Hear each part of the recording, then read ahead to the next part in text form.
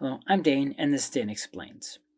Every 6 months, I've made a habit of releasing compilations of videos of my shorts, for people who prefer to watch longer videos, usually at the beginning of the year and in the middle of the year. So today, I'm doing a compilation of select science videos I've done in the second half of 2023. So, without further ado, enjoy the shorts.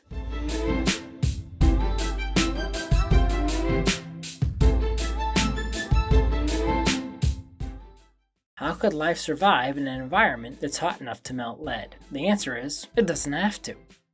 Something many people aren't aware of is that 30 to 40 miles up in the cloud layer, Venus hosts the most temperate environment in the solar system outside of Earth. It would be a short sleep environment, minus the fact that those clouds aren't water, they're sulfuric acid. Anaerobic life might be able to survive there if it was highly acid resistant. If life did exist there, what would it most likely be like? If Venus transformed into a hothouse slowly enough, life could have slowly adapted to the conditions by evolving to live mostly in the air and the water droplets. Then, as the water left and the acidity in the droplets increased, the life evolved to not only be resistant to the acidic conditions, but use the acid to make more water out of the sulfuric acid as water supplies dwindled. So, could there be life in the clouds of Venus? Maybe, and if there is, it's most likely bacteria-sized organisms with mostly water interiors that spend their lives in floating droplets of sulfuric acid. Someone sent me a paper recently that he said disproves Einstein. Why we need Einstein? Why couldn't we just have stuck with Isaac Newton's? It wasn't Isaac Newton's laws of motion that endangered his ideas. Christian Huygens postulated if light was a wave, it needed a medium to move as a wave through. That medium Huygens called the ether. Newton didn't like this idea because if the ether was made out of anything at all, then the planets and stars should all spiral in on one another due to friction with the ether. Newton and his contemporaries knew that his laws of motion could not explain the refraction and diffraction of light. Ether couldn't properly account for the polarization of light. To fix this, Newton grudgingly combined the two theories in his third book of optics. Experiments could be devised that would determine how fast the Earth is going through the ether, but they didn't. Hendrik Lorentz came up with a fix, making experiments give a null result. Using this new toolkit, Einstein realized ether could be disposed of altogether. If a room temperature superconductor did exist, how would it actually change things? Would we have hoverboards from Back to the Future or the Hallelujah Mountains in Avatar? The authors claim it's a 1D or one-dimensional superconductor. What does that mean? Well, there's also 2- and 3-dimensional superconductors. Basically what that means is the number of different directions the electricity can flow through the material in a superconducting way is limited. But that's not too big of a deal if you're making wires, since, well, you pretty much only care about it traveling in one dimension anyway. If you needed it to travel in more dimensions, you could just weave the wires in a cloth. If it's exactly what they present, then LK99 isn't actually that useful. At best, it could be used for cell phones and other low amperage devices, because the breakdown current is around 1/4 of an amp at room temperature. Some researchers have reported flux spinning in LK99, but it seems weak. Things like the Hallelujah Mountains in Avatar wouldn't be a thing. Also, hoverboards, at least like the ones depicted in Back to the Future, wouldn't work. Many people missed an announcement that City of Hope has discovered a cure for cancer. They're calling it AOH 1996. Could it actually be a cure for cancer? How the drug works is it targets PCNA. PCNA is a critical enzyme needed during cell division. If you imagine enzymes are people, all with particular jobs, PCNA's job in cell division is to be the boss. Basically, it has to go and recruit all the other enzymes and organize them for cell division to happen. PCNA seems to be mutated in all cancers to a form called CA-PCNA. AOH 1996 only targets CA-PCNA. It prevents cell division by making CA-PCNA bind to RPB1, which is another enzyme needed in cell division. AOH 1996 basically makes CA-PCNA recruit RPB1 too aggressively. This overly intimate pairing causes the cellular machinery to break the two enzymes up, killing the RPB1 enzyme. And no RPB1 equals no cell division and eventual cell death. Newton didn't provide a proper descriptor for what caused gravity. Einstein proposed it was caused by the curvature of space-time. However, today we still have a good understanding of gravity.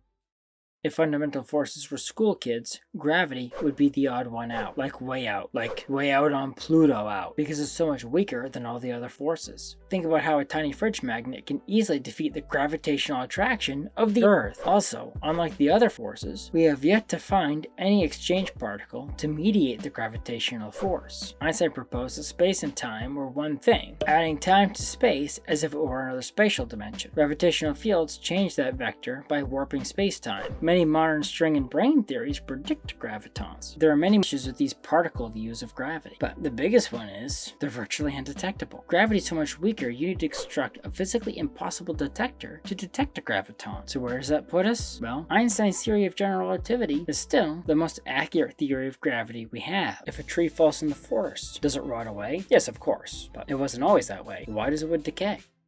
Around 360 million years ago, certain plants acquired the ability to make lignin. Old wood was like modern pressure-treated wood. Some trees were able to stay standing long enough to get completely buried while still upright, which is why we have examples like this upright fossilized tree. So what happened? Fungi and bacteria evolved an enzyme that gave them the ability to digest lignin. The wood still needed to be wet and exposed to air. Although the wood can't be easily penetrated, the mycelium starts to digest the wet wood from the outside, and eventually allowing the mycelium to penetrate the wood. Fungi and bacteria weren't the last things to arise that decay and destroy wood. Enter every homer's favorite bug, the humble termite, which appeared about 250 million years ago. They chew up wood much like ants, but unlike ants, and have bacteria in their guts to allow them to digest the lignin in the wood. Termites broke down the last defense wood had to avoid decay. Who would have thought the business of decaying wood would be so complicated? I want to talk Starship landing, or the lack thereof.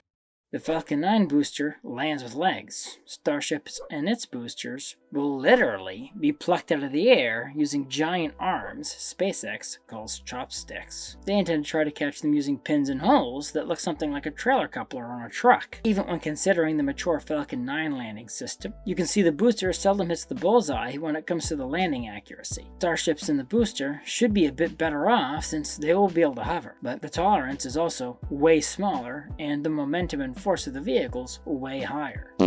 There's an additional issue with recovering the second stage, and that's the heat shield tiles. The space shuttle initially had a similar issue. Fixing that issue is what turned the space shuttle from an easy and cheap vehicle to turn around into a long, expensive vehicle to turn around. Considering the tiles fall off every time the Starship is picked up by the chopsticks, I wouldn't be surprised if they make some big changes to how the tiles are attached, if they keep them at all.